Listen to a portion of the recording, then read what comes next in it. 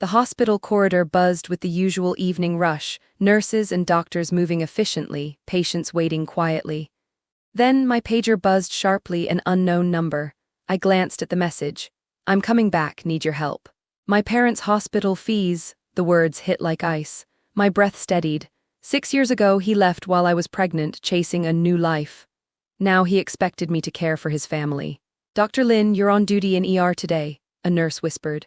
I nodded calm, already planning how to face this unexpected storm. 6 years had passed since that message arrived, 6 years since my husband, Eric, walked out on me and our unborn child, claiming he needed a new life. Back then, the silence that followed his departure was deafening. I was 29, a dedicated doctor at the city hospital, and suddenly a single mother-to-be, left alone to carry both our burdens. The news was devastating, but I learned early on that heartbreak didn't pay the bills or comfort a child who needed steady hands and a strong heart. Real quick, if you enjoy stories where karma finally clocks in, hit subscribe. We've got a lot of those around here. Let's continue. My name is Lin May.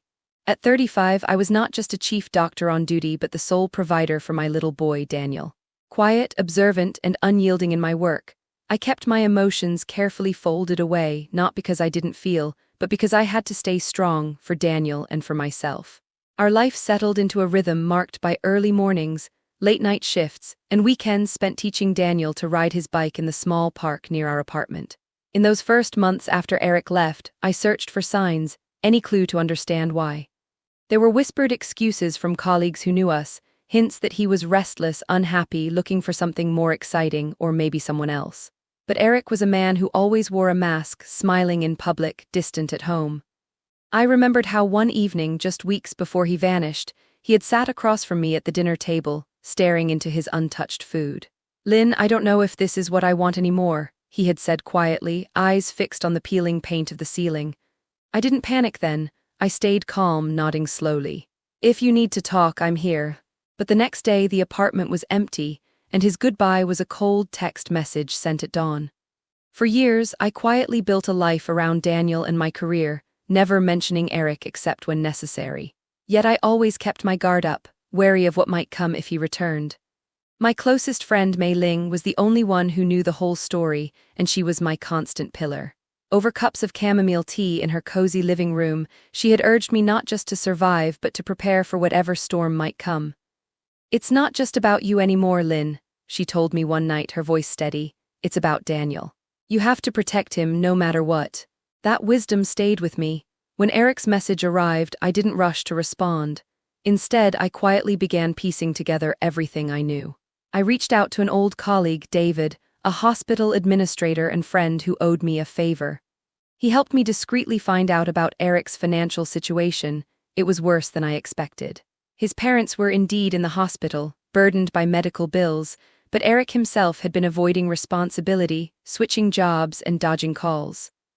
I also consulted with Clara, a lawyer who had helped me with legal paperwork when Daniel was born. Clara was pragmatic and blunt, reminding me that just because Eric came back didn't mean I had to open any doors without safeguards. "You have every right to protect yourself and Daniel," Clara said firmly. "Make sure any assistance you provide is clear and documented. Don't get trapped in his mess." During those weeks, I meticulously gathered all relevant information, from Eric's hospital records to his financial documents. I even installed a secure phone line for any contact, nothing left to chance. Every night after Daniel was asleep, I would review emails, plan conversations, and prepare myself mentally for the inevitable meeting. At work, my colleagues noticed a subtle change in me, an undercurrent of tension beneath my usual calm demeanor. Dr. Chen, my mentor, once asked over a break, "Everything all right, Lin? You seem distant." I gave a small, practiced smile. "Just the usual workload, nothing I can't handle." My sister Gia, who often came by to help with Daniel, offered quiet support too. "If he shows up, don't let him shake you," she advised one afternoon while folding laundry. "You're stronger than you know." All this preparation wasn't about revenge or anger. It was about control, about ensuring that if Eric re-entered our lives, it would be on my terms with eyes wide open. In the evenings, Daniel would ask about his father. "Mom, why did Daddy leave?" he'd say softly, his young face clouded with confusion. I never lied, but I chose my words carefully. "Sometimes adults make choices that are hard to understand, honey. But what matters is we have each other, and I'll always be here. This balance of strength and tenderness defined those years, quietly raising Daniel with love while preparing myself for the day Eric might come back. Now that he had, I was ready. Not with desperation, but with the steady assurance that I had built a life on my own terms. No longer the abandoned woman waiting in the shadows, but a mother, a doctor, a strategist quietly holding the pieces of a new future. That afternoon, the hospital was unusually quiet, the calm before an incoming storm I hadn't yet recognized. I had just finished a patient's chart when my pager buzzed again, this time more insistent. I glanced at the screen, Eric's number. A slow, steady breath. I knew this moment was coming, but it still felt like a sudden drop, a jarring note in the measured rhythm I'd kept for years. Dr. Lin, ER patient is waiting, the nurse called softly, but my eyes stayed fixed on the screen. The message was short, almost casual. I'm here, need your help, my parents' hospital fees, please. I didn't respond immediately. Instead, I slipped the pager into my pocket, steeling myself for what was to come. Minutes later, the hospital entrance doors swung open and there he was, Eric. Taller, a bit more worn, but unmistakably him. The man who had left me when I was 6 months pregnant, the man who had vanished from our lives without a word. Lynn, he said, voice low, not meeting my eyes. I stayed seated behind the nurse's station, my expression unreadable. Calm, composed. Eric, I replied, voice steady. What brings you here after all this time? His eyes flickered with a mix of guilt and desperation. It's my parents. They need surgery, costs more than I can cover. I have nowhere else to turn. Behind him, a frail, elderly couple was wheeled in, his parents, fragile and pale, clutching each other tightly. I observed quietly as a nearby nurse whispered, "Is that Eric Chen? Didn't he leave his wife years ago?" Another nurse murmured, "Yes, and she's the chief doctor today. This is awkward." I felt the weight of their eyes but kept my composure. This was my world, the place where I held authority, where I was responsible not just for patients but for managing crises with a calm mind. Eric's words settled heavily in the room, but I noticed his hesitation, the underlying tension he tried to mask. "Why come to me?" I asked, my tone calm but firm. He looked down, hands clenched. I made mistakes. I thought I could handle things on my own, but I can't, not this time." I studied him carefully. The man who had abandoned me and Daniel now needed my help, yet, despite the years and the pain, I wasn't shaken. "Your parents are in good hands," I said, standing now and signaling the staff to prepare. "But any arrangements will be official. No favors, no assumptions." Eric nodded, swallowing hard. As the medical team began working, the hospital corridors filled with whispers, colleagues exchanging surprised glances, patients catching the tension in the air. Even Daniel's school teacher, who was here for a checkup, paused when she recognized me. "Dr. Lin," she said softly, "I heard about your husband. I'm sorry you've had to go through that." I smiled gently. "Thank you, life moves on." Later in the break room, Mei Ling called me on the phone. "Lin, I saw Eric coming in," she said, voice edged with concern. "Are you okay?" "I'm managing," I replied evenly. "He's here now, asking for help. It's complicated, but I'm in control." Her voice softened. "Remember, you don't have to do this alone. Let me know if you need anything." I nodded silently, more to myself than her. Throughout the evening, I maintained my professional focus, tending to patients, coordinating with staff, all while keeping a quiet vigil over Eric's parents' case. Eric approached me again briefly just before the shift change. "I don't expect forgiveness," he said, eyes earnest, "but thank you for everything." I met his gaze, steady and unwavering. "Take care of your parents," I replied simply, "and remember, the past stays in the past." As he walked away, I felt a strange mixture of closure and resolve. The boy I had raised alone was sleeping soundly at home, unaware of the man who had returned, hoping for a second chance. I wouldn't give him that, not yet. For now, I was still the doctor, the mother, the woman who had silently weathered every storm, and I would decide how this story continued. The following days after Eric's unexpected return blurred into a delicate balancing act between my duties as a doctor and the careful unraveling of his intentions. The hospital was my sanctuary and my battlefield, the place where life and death decisions were routine, but where my personal turmoil demanded a different kind of vigilance. Once the immediate crisis of his parents' surgery was handled, I knew I couldn't let emotion cloud judgment.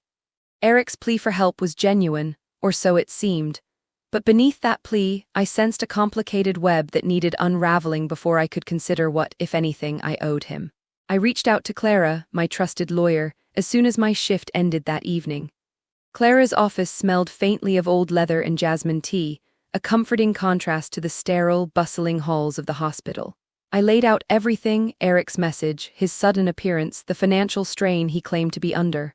"Lynn," Clara said, her sharp eyes narrowing slightly, "this is not just about hospital fees. He's walked away from responsibility before. You need solid evidence before you agree to anything." I nodded, grateful for her pragmatism. "I'm worried about what he might expect from me and Daniel. I can't let this spiral into something I can't control."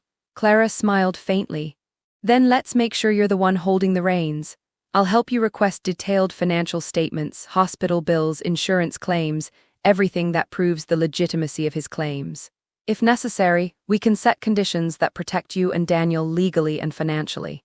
Over the next few days, I began gathering evidence discreetly.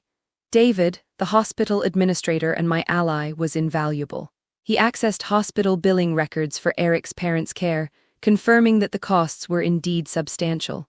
However, he also uncovered that Eric had missed multiple payments before abruptly asking for help. "This isn't just about their health," David told me during a hushed conversation in his office. "There's a pattern of avoidance, Lynn. You're right to be cautious." Meanwhile, I confided in Mei Ling during our weekly meetup at a quiet park near Daniel's school. Watching the children play, I explained my concerns. "I want to believe he's changed," I admitted, "but I can't forget how he left us when I needed him most." Mei Ling squeezed my hand. "You're stronger than you think. And Daniel needs you to stay that way. But don't close the door on him completely. Just don't let him in without a plan." Her words resonated deeply. I realized that my plan needed layers: emotional distance, legal safeguards, and a financial firewall.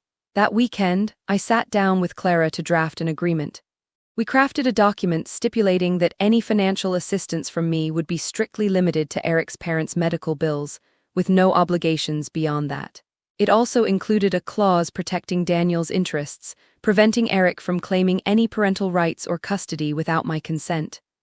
"I'll review this with Eric when you're ready," Clara said, sliding the papers across the table. "Remember, Lynn, you have every right to protect your family." The next challenge was the conversation with Eric himself. When I called him, the line crackled with hesitation. "Lynn, I've been meaning to talk to you," he said, voice low. "I don't want to make things harder, but I need to be honest. I'm struggling more than I ever admitted." I listened carefully, sensing both remorse and vulnerability. "Eric, if you want help, it has to be on terms that respect what I've built here. Daniel and I are safe, and that won't change." He was silent for a moment, then sighed. "I understand. I'll cooperate." With Clara's guidance, we arranged a formal meeting at her office. Eric arrived looking subdued but cooperative. Clara outlined the agreement clearly, emphasizing its legal weight. Eric signed the document with a shaky hand, and for the first time in years, I saw a glimpse of the man I had once trusted, vulnerable but accountable. Behind the scenes, I continued to build my support network. My colleague Dr. Chen offered moral encouragement and practical advice about balancing my demanding career and personal challenges. Gia helped with Daniel's school activities, ensuring our family life stayed grounded amid the upheaval. Through every step, I maintained a calm exterior. Inside, I was quietly charting a new path, not just reacting to Eric's return but shaping the future I wanted for Daniel and myself. This was no longer about forgiveness or rekindling old bonds. It was about control, strength, and clarity. Every document I signed, every conversation I had, was a brick laid in the foundation of that future. I wasn't the woman abandoned years ago. I was a strategist, a protector, and a healer, both for my patients and for my own family. When the final papers were filed and Eric's parents' surgery concluded successfully, I allowed myself a brief moment of relief. But even then, I knew this was only the beginning. There were still questions to answer, boundaries to enforce, and strength to summon.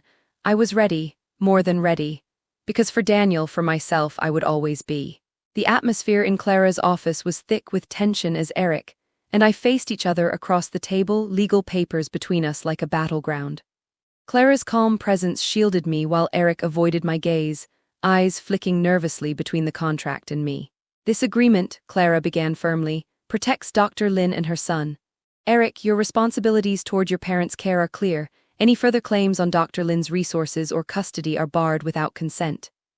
Eric swallowed and said, voice edged with frustration, Lynn, I know I left you and hurt you, but I want to be part of Daniel's life. This agreement feels like a barrier. I met his gaze steadily. You walked away when I needed you. I've spent 6 years building a stable life. This is a boundary for Daniel's sake and mine. Silence fell. Clara watched the unspoken clash of past betrayals and future possibilities. Eric hardened. You're cold, don't you want to forgive? It's not about forgiveness, I said quietly. It's about accountability. You want a place in our lives? Earn it with respect. Suddenly, David entered with hospital billing records. There are discrepancies, missed payments, unexplained delays, he said, placing the folder on the table. Eric flushed, then defensively said, I've been trying to keep up, it's not easy. Clara cut in, trying isn't enough, you must prove payments and plan ahead. Eric's jaw tightened. I can't promise more, I seized control. Then transparency is non-negotiable. No half-truths, help is conditional on full cooperation. Eric nodded reluctantly. Clara asked if I was ready to enforce terms if needed. Absolutely, I said. We detailed payment schedules, emergency contacts, and legal consequences. Calm outside, inside I felt a mix of triumph and sadness. I was no longer vulnerable but a strategist protecting my family. Later, Eric lingered by the door. Thank you for being fair, I nodded. We'll see. In the following days, I balanced hospital leadership with personal vigilance. Eric's sporadic calls showed a man struggling with pride. I kept replies factual and brief. Mei Ling's texts reminded me I wasn't alone. At home, Daniel's questions about his father grew. Will Daddy come live with us? He asked. One day at a time, I said gently. Then Eric appeared unannounced, holding a faded family photo. I'm sorry, Lynn, he said raw. I studied him, pain mingling with guilt. The past teaches lessons, not prisons. If you want a future, respect the boundaries. He nodded, tears in eyes. Watching Daniel sleep that night, I felt whole, not broken. Strength lay not in forgetting but controlling how the past shaped our future. For the first time in years, I allowed myself to imagine a truly free life for us both. The weeks after our tense meeting settled into a rhythm that was both challenging and strangely reassuring. The legal boundaries were clear now, and Eric had begun following the terms we'd agreed upon, albeit reluctantly at times. He was present when it mattered, making payments for his parents' hospital bills, showing up for appointments, but never overstepping the lines I'd drawn. Each time he called or messaged, I responded with the same calm, measured tone, keeping the relationship strictly about logistics and Daniel's welfare. At work, I immersed myself fully in my role as chief doctor. Leading a team through the daily chaos of emergencies, surgeries, and patient care grounded me. Every life I saved was a reminder that I was more than the woman Eric left behind. I was a healer, a leader, a mother building a future. The hospital became a refuge where my strength was recognized and valued. My colleagues noticed the shift too. Dr. Chen complimented me one afternoon over coffee in the staff lounge. You've handled all this with remarkable grace, Lynn. Most would have broken down. I smiled, quietly proud. Sometimes you don't have a choice. Daniel, too, seemed to feel the change. His questions about his father became less frequent, replaced by the excitement of school projects, friends, and learning new things. At night, when he hugged me tight and whispered, Mom, I'm glad it's just us, I felt a bittersweet warmth. I wished for him a life free of the complications Eric brought, but also knew I was preparing him for whatever future unfolded. Meanwhile, Clara and I stayed in close contact, reviewing every new development. When a partial payment from Eric was delayed, Clara drafted a firm letter reminding him of the consequences. I sent it myself, maintaining a professional distance. Eric's reply was apologetic but vague, promising to catch up soon. I didn't respond beyond that. Boundaries were boundaries. One evening, after a grueling 12-hour shift, I returned home to find a small bouquet of Daniel's favorite flowers on the kitchen table and a note. Thank you for everything, Eric. The gesture surprised me, small but significant. I tucked the note away without comment, unsure what to feel. Was it a step toward reconciliation or simply a token to ease his conscience? That weekend, Mei Ling visited with homemade soup and words of encouragement. You're navigating this with such clarity, Lynn. Daniel is lucky to have you. Her support was a reminder that I didn't have to carry this alone. The real turning point came when I was invited to lead a new medical initiative at the hospital, a program supporting single parents managing chronic illnesses in their families. The project was close to my heart. I poured my energy into its development, rallying colleagues, securing funding, and organizing community outreach. It was proof that my life was moving forward, not stuck in past pain. One afternoon, as I prepared a presentation, my phone buzzed with a message from Eric. "My parents' surgery went well. Thank you again. I'll keep you updated." I replied simply, "Noted." No warmth, no invitation, just a professional acknowledgement.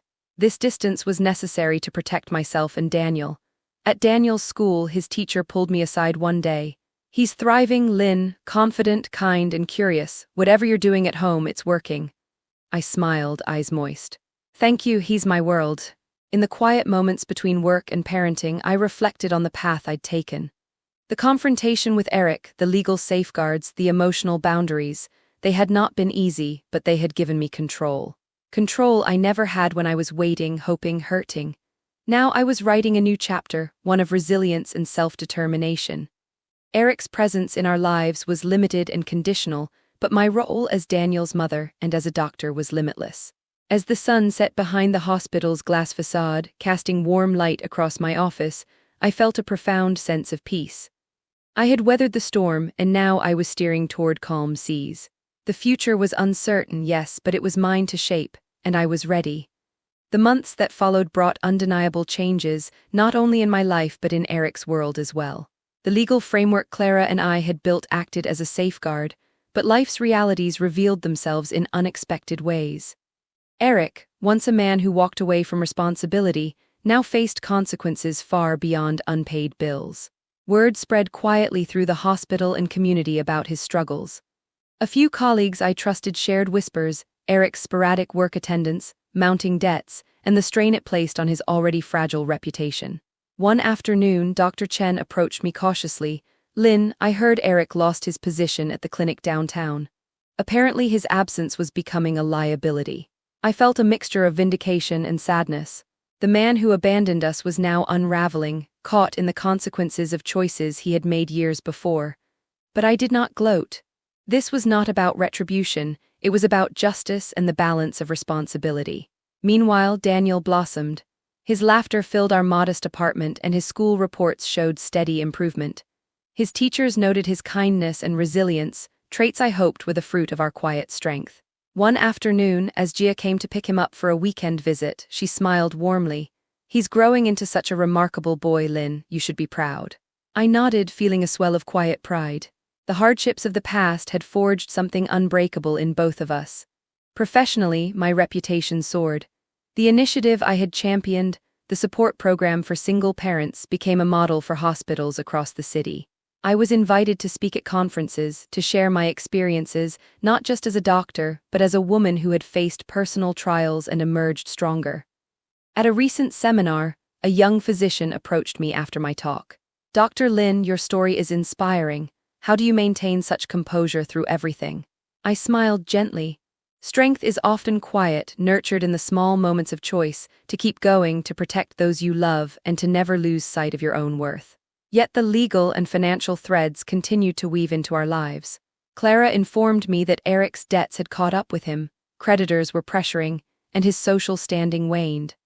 Hospital billing offices had flagged his overdue payments, and some services were being withheld until arrangements improved. One evening, I sat with Clara reviewing updated documents. "His situation is deteriorating," she noted. "If he defaults again, you have grounds to take further legal action." I felt a pang of conflicted emotion. Part of me wanted to shield him from further downfall, but another part knew I had to protect Daniel and myself above all else.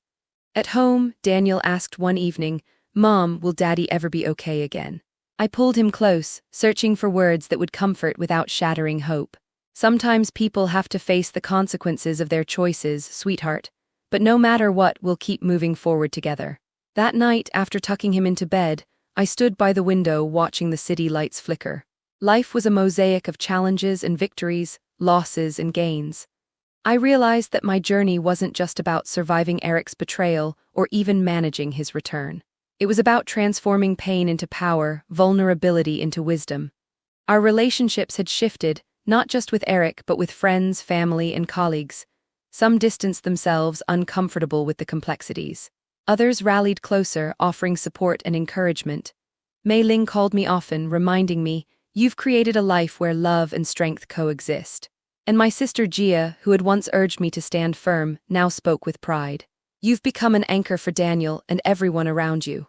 Through all this, I understood that the consequences Eric faced were not punishments I dealt, but the natural outcomes of his choices. Meanwhile, my progress, both personal and professional, was a testament to resilience and the power of deliberate action. As winter gave way to spring, I found myself planning new horizons: a research fellowship, expanded community programs, a chance to mentor young women facing their own battles. The shadows of the past lingered, but they no longer defined me. I had built something stronger than pain, a life shaped by courage, clarity, and the unshakable bond between a mother and her son. And that was the greatest victory of all. The morning sunlight filtered gently through the curtains as I watched Daniel get ready for school, his small hands expertly tying his shoelaces. The years of struggle, the sleepless nights, the endless legal battles, the quiet sacrifices, had all led to this moment of calm. He smiled up at me, full of trust and hope, and I felt a surge of warmth that no pain could overshadow. Later, as we walked to the school gate, I caught a glimpse of my reflection in a shop window. A woman who had endured betrayal and hardship but emerged stronger, wiser, and unbroken. The weight of the past no longer pressed down on me. Instead, it fueled a future I was determined to shape. Mei Ling's voice echoed in my mind from one of our recent talks. You've not only survived, Lin, you've flourished. Your story is one of resilience and grace.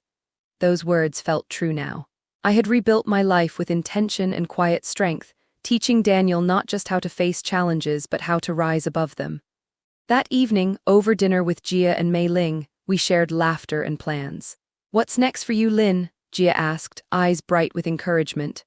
I smiled, knowing the answer wasn't a destination but a journey, an ongoing path of growth and discovery. I'm thinking about expanding the community health program, I said thoughtfully. Helping more single parents like me find strength in themselves and support in each other. Mei Ling raised her glass. To new beginnings and unbreakable bonds. As we clinked glasses, I felt a deep sense of peace.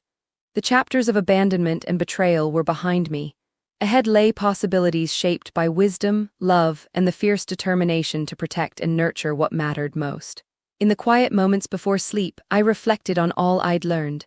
That control comes from knowledge, strength from perseverance, and hope from the courage to face the unknown with an open heart. Eric's presence was now a distant echo, a reminder of pain turned into power. I was no longer defined by what was taken from me but by what I chose to build.